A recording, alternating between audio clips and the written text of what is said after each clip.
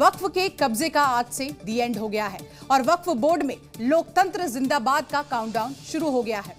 हम जिस लोकतंत्र की बात कर रहे हैं उसमें लोक का अर्थ है जनता से, यानी कि मुस्लिम एकाधिकार नहीं रहेगा। अब वक्फ बोर्ड में दूसरे धर्म के लोग भी शामिल हो सकेंगे। इसके साथ महिलाओं को भी बोर्ड में शामिल होने का रास्ता पूरी तरह से क्लियर हो जाएगा। जबकि तंत्र की बात करें तो इसका मतलब प्रशासन से होता है। वक्फ में अब डीएम जैसे अफसर भी शामिल हो सकेंगे। इसके साथ ही ट्रिब्यूनल की मनमानी पर रोक लगेगी और उसके फैसले को चुनौती देने का अधिकार भी मिलेगा। वक्फ में लोकतंत्र लागू होने से बिना की जमीन पर वक्फ के कब्जे पर भी अब ब्रेक लगेगा। तो पूरी खबर आपको दिखाते हैं। दोपहर करीब 12 बजे संसदीय कार्य मंत्री रिजेजू ने जैसे ही लोकसभा में वक्फ अमेंडमेंट बिल पेश किया, उसी वक्त वक्फ की मनमानी का द एंड हो गया और इसी के साथ मजहबी बोर्ड में ऐतिहासिक बदलाव का पहला पड़ाव भी पार हो गया। ढेर सारी भ्रांतियां कई सदस्यों के मन में भी है और कई सारी भ्रांतियां सदन के माध्यम से, आपके माध्यम से पूरे देश भर में फैलाने का प्रयास भी हो रहा है।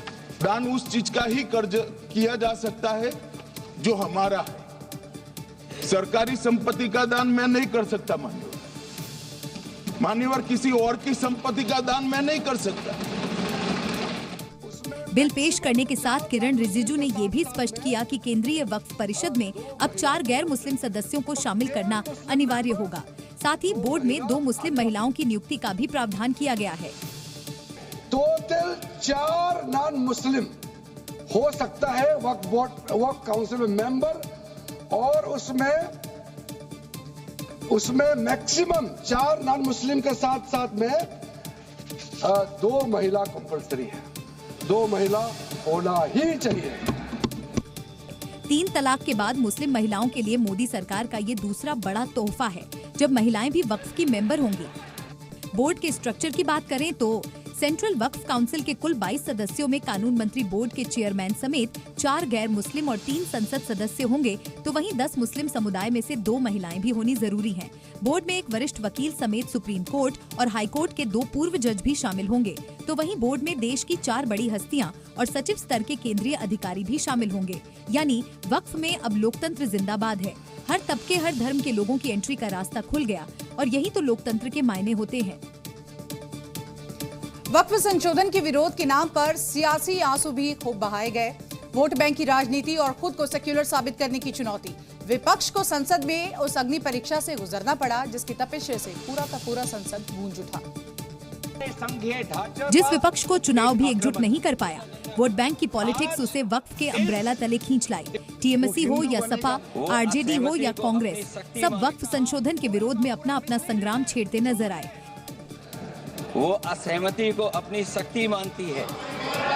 जब देश के अधिकांश राजनीतिक दल वक्फ बिल के खिलाफ हैं, तो उसे लाने की जरूरत क्या है जो जिद क्यों कर रहे हैं सरकार।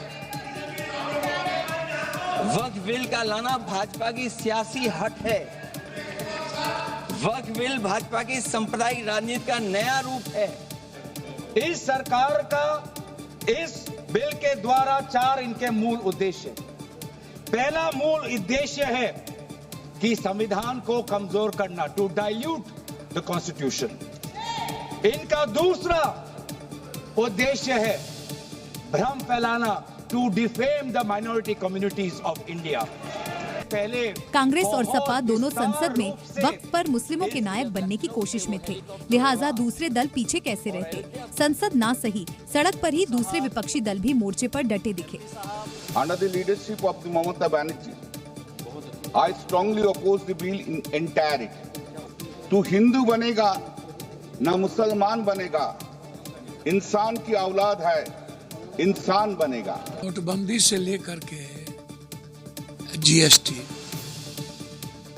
या इस देश के पूंजीपतियों को जिस तरीके से आप बेनिफिट पहुंचा के पूरे देश को गुलाम बनाना चाहते हैं और मुसलमान के नाम पर आप मुसलमान के इश्यूज पर आप देश को मुद्दों से भटकाना चाहते हैं। कुल मिलाकर वक्फ संशोधन के नाम पर विपक्ष ने अपने अपने समीकरण साध लिए, वो अलग बात है। विरोध भी वक्फ को पहली परीक्षा में पास होने से रोकने में नाकाम है। अब सवाल ये वक्फ का मुद्दा भी खत्म, अब सियासत किस पर होगी।